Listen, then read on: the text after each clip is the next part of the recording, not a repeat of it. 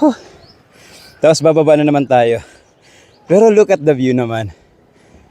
How beautiful. Diba? So nice. Huh. Baba ulit tayo. Ang ganda lang ng view. I like the concept ng view dito. Pero syempre, yung challenge lang dito yung pagbaba. Sa sobrang haba ng steps. Ilang steps kaya ito? Dapat pala binilang ko, no? Nice view. Whew. Oh, di ba? Pagising natin sa umaga, meron tayong exercise na rin.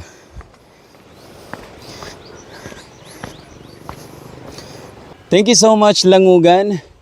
And I am here dito sa inyong lugar. At gusto ko magpasalamat sa lahat, sa mga nanood, mga nakafollow ng mga taga-Langugan, and some other places also. Maraming salamat. Malay nyo makapunta rin po ako dyan sa mga lugar nyo with invitation. So hindi kasi lahat afford natin, kaya yan.